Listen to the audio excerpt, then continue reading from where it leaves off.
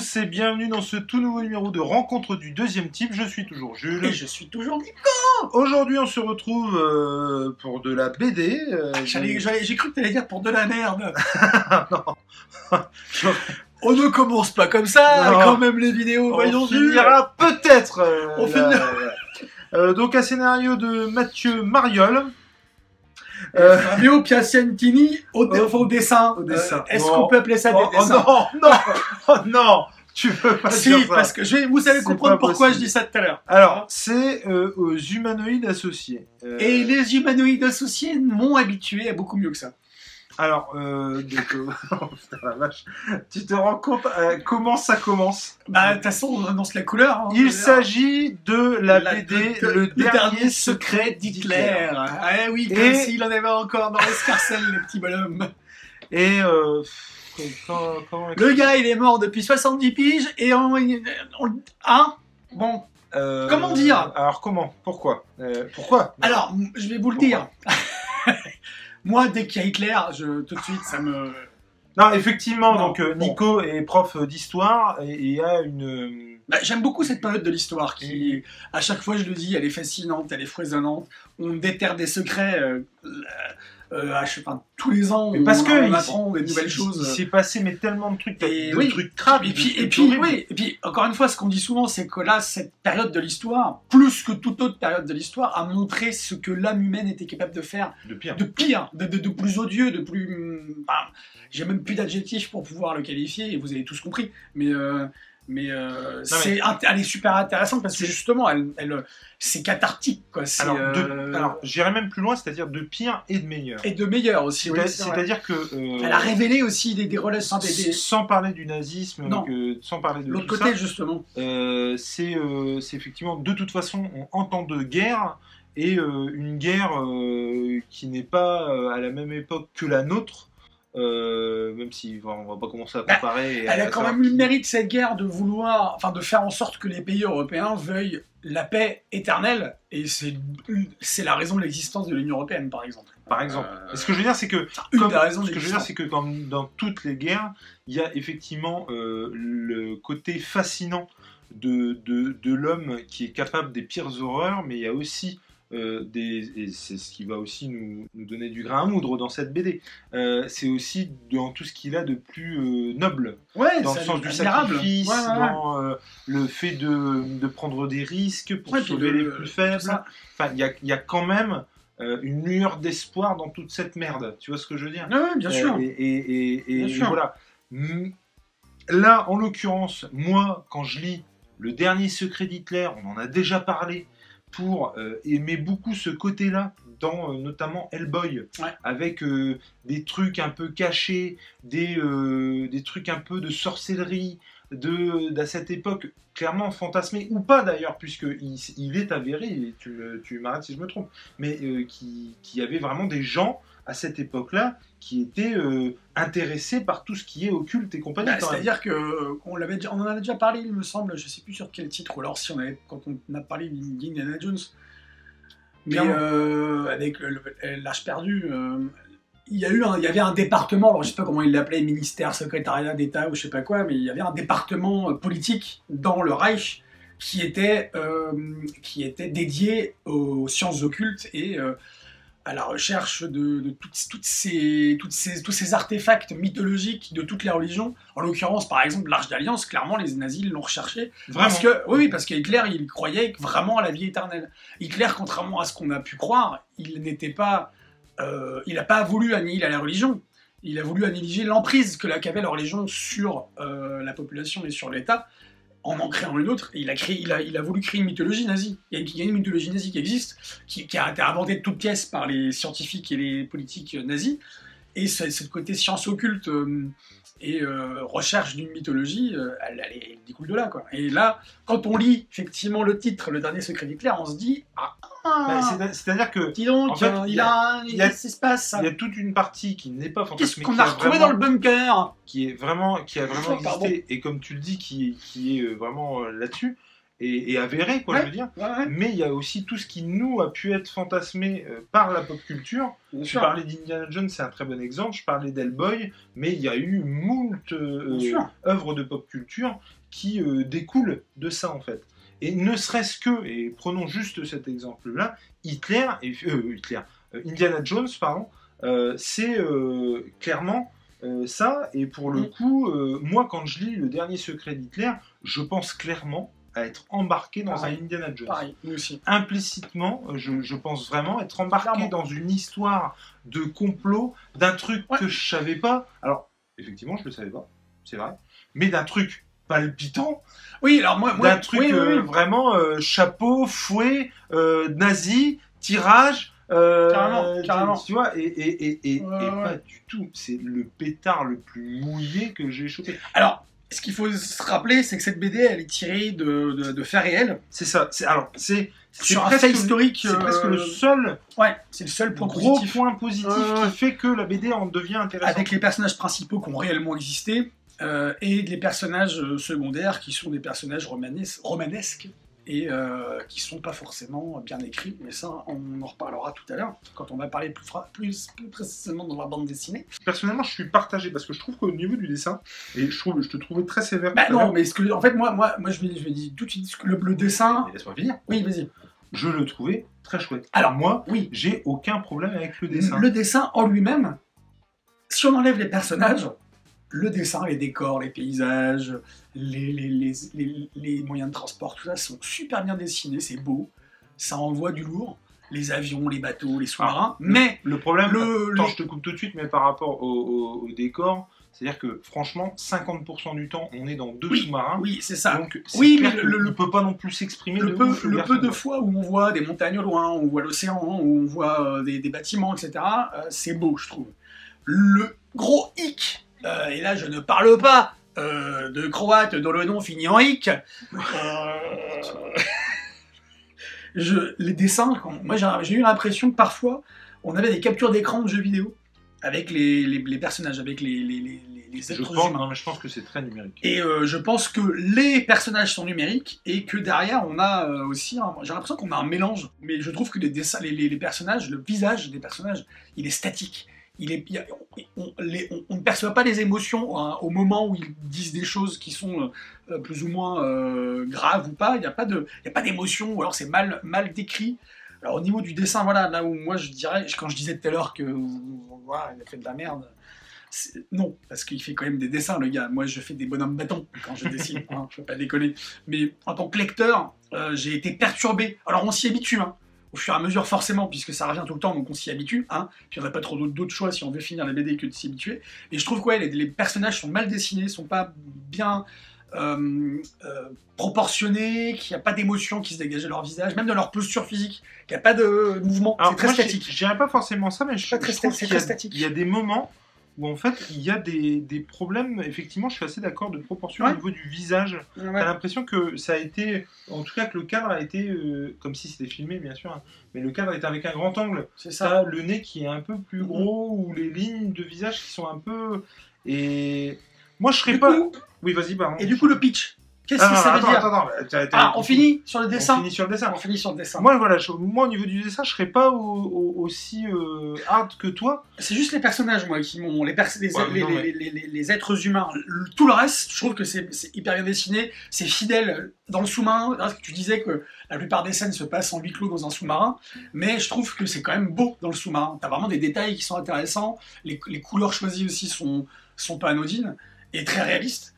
Mais c'est tout, le reste. Alors que les personnages, je trouve que c'est vraiment raté, je trouve, au niveau des... Et ben, moi, les personnages, contrairement à d'autres comics ou BD qu'on a pu lire, je trouve que les personnages sont vachement reconnaissables. Et pour le coup, j'ai jamais eu de problème à les identifier ou quoi. Et non, moi, les dessins, ça m'a pas dérangé. Encore une fois, c'est une histoire qui se passe, on va en parler du pitch après, mais à 50% dans 2 sous-marins. Donc forcément, il y a un moment donné, le gars fait ce qu'il peut aussi, tu vois. Et je trouve qu'effectivement, on est trop dans le réalisme quand on est sur des décors ou sur des paysages extérieurs. Et pour le coup, il y a ce côté vraiment fait très très numérique, quoi, fait à la tablette numérique. Et à l'occasion, on va nous faire mentir. Et que c'est pas de la tablette numérique. Mais en tout cas, ça m'a donné vraiment cette impression-là. Et moi, c'est vraiment ce côté avec ce titre qui, moi en tout cas, m'annonçait du lourd et en tout cas quelque chose que j'ai absolument pas retrouvé. Et donc déjà, pour moi, ça démarrait vraiment très mal, quoi. Et je trouve vraiment que le titre a été hyper mal choisi. Oui. Parce que pour le coup, vraiment, ça te vend un truc que tu n'auras pas, quoi. Tu vois, je veux dire, pas un seul moment. Alors, non pas que j'espérais avoir Hitler plus que ça dans la BD, mais à aucun moment tu l'auras. Et même le dernier secret d'Hitler, je le trouve. Ouais, non, mais je suis tout à fait C'est d'accord. pas. Je suis tout à fait on peut d'accord. pas dire que ce soit le dernier secret d'Hitler, Tout quoi. à fait d'accord. Non, et puis c'est pas le dernier secret d'Hitler parce qu'apparemment il y a de nombreuses personnes qui sont au courant de ce qu'il y a dans ce sous-marin. Et dans le sous-marin allemand, l'état-major américain, l'état-major anglais, britannique, sait qu'est-ce qu'il y a dans ce sous-marin. Donc le dernier secret, c'est galvaudé comme. Non mais comme tu l'auras appelé. La dernière menace d'Hitler, par exemple. Non mais poursuite comme ça. Poursuite pour la liberté. La poursuite d'Octobre Rouge. Ou duel en profondeur. Oui, carrément. J'en sais rien. Ça aurait été clairement. Bah oui, parce qu'en fait, oui. Alors voilà, maintenant le pitch. Je t'en prie.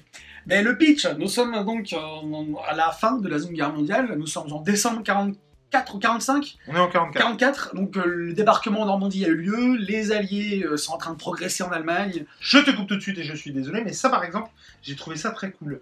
Pourquoi ? Parce que je trouve qu'on a trop tendance à se dire que la guerre s'est terminée en 44. Oui. Avec le oui, débarquement. alors que non. Alors la guerre se termine en mai 45 officiellement. Tout à Ça fait. c'est plutôt sur la partie Japon. Mais c'est vrai que nous, quand en on dit Europe, débarquement, mais en Europe, elle continue quand même jusqu'au dans les années, au début des années 45 parce qu'il y a encore les nazis. il y a des trucs à régler, quoi. Il y a des trucs à régler, puis les nazis sont toujours ils se défendent, quoi. Ils veulent, en Norvège notamment, en Allemagne aussi. Et donc, je disais, les Ce que je veux Alliés. dire, c'est que j'ai trouvé que c'était vraiment ça, cool et choisir ce moment de l'histoire. Oui, moi personnellement, si je me fais pas la réflexion, non, c'est logique, après ça continue. Carrément. Et tu peux facilement te dire que. D'ailleurs, c'est un peu déroutant au début parce que tu te poses la question, même moi en tant que prof d'histoire qui sait ça, c'est déroutant parce que tu te dis, attends, il se passe vachement de trucs en fait. Moi, je me suis. Pour être clair, j'ai retourné 2 pages en me disant, attends, on est où là? On est quelle époque? Bien sûr. On est à quel moment précisément? Et donc, du coup, les débarquements ont eu lieu, les Alliés progressent vers l'Est, avec de l'autre côté les Soviétiques qui progressent, eux, de leur côté, vers leur ouest. Et l'idée, c'est, comme on sait, c'est que les Alliés veulent arriver avant les Soviétiques en Allemagne, à Berlin, pour prendre Berlin. Et on est ici, donc, dans un espèce de huis clos, avec l'état-major américain, pardon, qui, c'est ça, britannique, pardon, qui avant d'une dernière mission d'un sous-marin nazi, d'un U-boat, qui transporte, on ne sait pas quoi, on suppose qu'il transporte quelque chose de très, avec beaucoup de valeur en tout cas, et il décide d'intercepter ce sous-marin à l'aide d'un autre sous-marin. Ouais, c'est un peu plus compliqué que ça, parce que justement, ils vont recruter un espèce de commando. Pas tout de suite. Ça, oui, c'est les Américains, ça. Oui, non, mais bien sûr, mais parce qu'il y a un petit côté complot et il y a un petit côté agent secret. Alors justement, c'est qu'en parallèle, il y a les Américains qui recrutent un commando de soldats sans foi ni loi, en fait.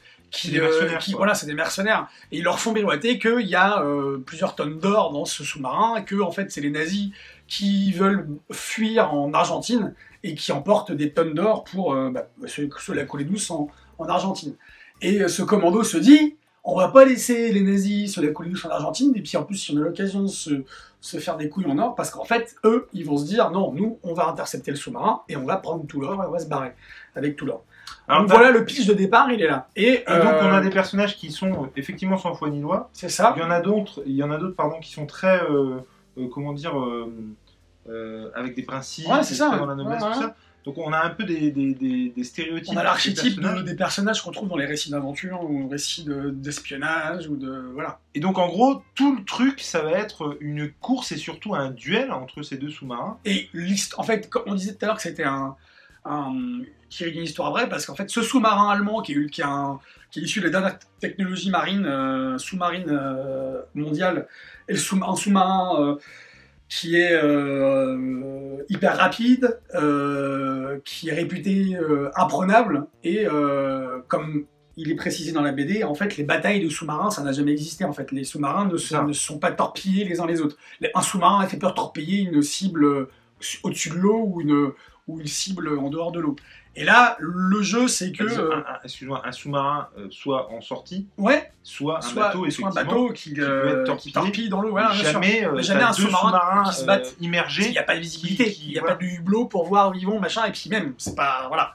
Et bah, donc là, le jeu, c'est qu'il y a un sous-marin anglais qui est tout petit, qui est pas très... enfin, qui est chétif par rapport au sous-marin allemand, qui va le prendre en chasse. Et toute la BD, en fait, à partir du premier tiers jusqu'à la fin du premier tiers jusqu'à la fin de la BD, on va suivre en fait l'histoire de ce sous-marin britannique qui va prendre en chasse le sous-marin nazi. Le commando va, on peut le dire ça ou pas? Le commando va réussir et ça on vous laisse découvrir si vous vous mettez à lire cette BD, va réussir à rentrer dans ce sous-marin britannique pour accomplir sa mission. Et ça va pas se passer comme ils le veulent. Et ce que j'ai trouvé de très cool, alors pour le coup ça m'a donné vachement envie de voir le film que j'ai toujours pas vu d'ailleurs, qui s'appelle Le Chant du Loup, et qui du coup parle de comment ça marche un sous-marin et machin. Et ça a été moi des réponses à des questions que je me posais pas très clairement.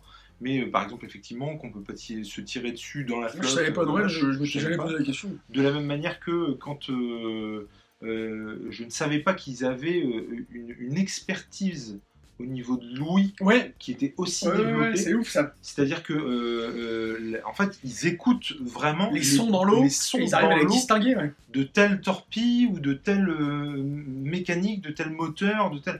Et ça, pour le coup... Même les sons qui se couvrent les uns des autres, ils arrivent à les dissocier. Ça, pour le coup, c'était vraiment fascinant. Ça, c'est très... carrément. C'est-à-dire qu'ils sont capables de dire à combien de nœuds ils tournent. Il y a des points techniques qui sont hyper intéressants et qui font qui font partie des gros points positifs de la BD.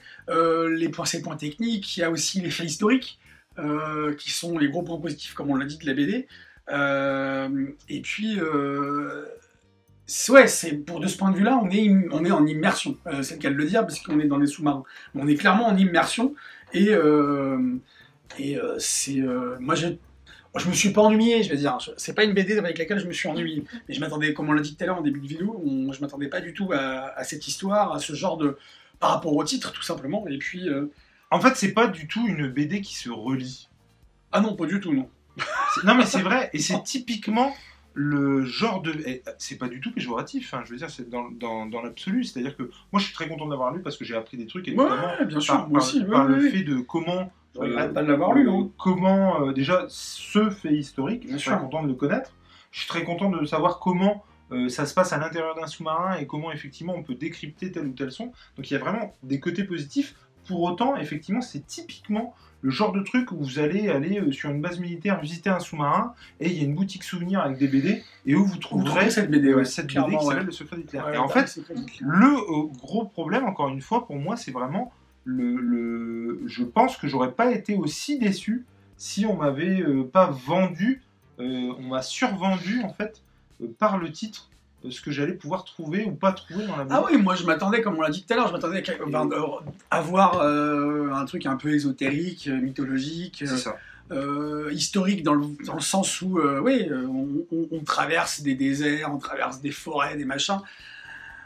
Alors, de la même manière qu'il y a aussi un côté très cool, c'est-à-dire, tu vois, effectivement, ces mercenaires, tu sens qu'on est à la fin de la guerre, qu'il y a certaines personnes, même en haut lieu, qui tirent leur épingle du jeu, et puis ils préparent aussi... Ils préparent la suite. C'est-à-dire qu'à un moment donné, dans la BD, on nous dit, mais en fait, on s'en fiche de la fin de la guerre. Nous, on prépare ce qui va suivre après avec les soviétiques. Les Américains disent ça. Et donc, on se rend compte que, c'est, même si historiquement, ça reste à prouver ce dialogue, mais enfin cette idée, mais on ne peut que le croire, c'est-à-dire qu'on peut que se dire qu'à la fin de la guerre, les Américains, quand ils voient que la guerre est finie, qu'ils l'ont gagnée, qu'il leur reste plus qu'à prendre possession de Berlin, et leur dernier souci, c'est d'arriver avant les soviétiques à Berlin, ben, la raison, elle est que il y a un après, et qu'après, ils savent très bien que la guerre n'est pas finie, en fait. Mais il y a une autre guerre qui se prépare avec les soviétiques. Et ça, j'ai trouvé ça super aussi. De la même manière qu'on a... pas de fin, en fait. On a, par exemple, alors, je ne vais pas dire qui, je ne vais pas dire quoi, mais on a un acteur du truc qui, clairement, à la fin, il devrait être mis aux arrêts ou condamné à mort, et qui ne l'est pas du tout, qui est remis sur les rails. Exactement. On a besoin de lui. On a besoin de lui pour la suite. Il peut faire l'affaire. Et pour autant, du coup, ce côté aussi où on passe des trucs qu'on ne devrait pas passer aux gens, à cette époque-là parce que Carrément. tu passes entre Carrément. les gouttes et puis voilà. Donc je peux pas dire que la BD elle est inintéressante. Elle n'est pas inintéressante du tout. C'est-à-dire que C'est juste je m'attendais pas à ça moi. il y a une déception par rapport à... Ouais, c'est ça exactement. Le titre, en soi, la BD, elle est aussi une bonne BD. Scénaristiquement parlant, ça tient la route. Le fait historique duquel est tiré la BD, je trouve qu'il est bien développé. Mais ouais, le titre, il nous fait... je veux dire, le dernier secret dont il est question ici... il prend très peu de place en fait dans la BD. Mais c'est ça, en fait, je pense que nous, on s'attendait à... En fait, ça a les défauts de ses qualités. Bien sûr. C'est-à-dire que je pense qu'on s'attendait à un truc très romanesque. Exactement. Pas dans le sens romancé, mais dans le sens romanesque. Chevaleresque, aventureux. Voilà. Alors que là, on est vraiment sur un truc limite documentaire et que Carrément. ça me choquerait pas d'avoir une voix off avec les illustrations qui nous sont données. Carrément. Mais en tout cas, faites-vous votre propre opinion si vous clairement. désirez aller lire cette BD. Elle fait quoi, 120 pages à peu près? Il y a 120 pages. Effectivement, c'est une BD qu'on a lue sur Isneo. Sur Isneo, ouais. Elle fait 120 pages, ça se lit bien, il y a... Même si les personnages graphiquement n'ont pas plu, graphiquement ça fait le taf quand même, je trouve. Ça nous met dans l'ambiance par rapport au niveau des couleurs qui sont choisies, des décors qui sont choisis aussi, parce que forcément on est en temps de guerre, ça se passe en Norvège pour une partie de ce qui se passe en dehors des sous-marins, donc on est sous la neige, on est dans des décors qui sont blancs, montagneux, et puis dans les sous-marins, la lumière elle est soit bleue, soit rouge, et donc on est dans... Non mais c'est vrai, là on est sur du rouge chez les nazis et du bleu chez les Britanniques, et le choix des couleurs, elle n'est pas anodine à ce niveau-là aussi, donc il y a quelque chose, les couleurs parlent quelque part. C'est une BD qui fait 120 pages que nous on a chopé sur Isneo et que vous pouvez retrouver. Par contre, c'est du très grand format si je dis pas de conneries. Ouais, c'est format BD. donc c'est les formats des BD Enki Bilal, quoi. C'est des grands formats. Il me semble qu'elle est très grande. C'est du beau format, ouais. Faites-vous votre opinion, ça mange pas de pain. Et en tout cas, ouais, moi j'ai. Et du coup, la BD que je t'ai offerte là, j'ai hâte de voir s'il y a ce côté un peu romanesque, un peu Indiana Jones. Que j'attendais dans cette BD. Le château des millions d'années. Ouais, voilà, c'est ça. Le château des millions d'années qui est en deux tomes. Et du coup, j'imagine qu'on vous verra un retour d'ailleurs. Ah oui, carrément, ouais. Ça c'est certain. Donc, que ce soit du Indiana Jones, que ce soit du Hellboy, ou le secret de la licorne. Le dernier secret de Hitler, l'important c'est de lire. Allez, ciao! Bisous!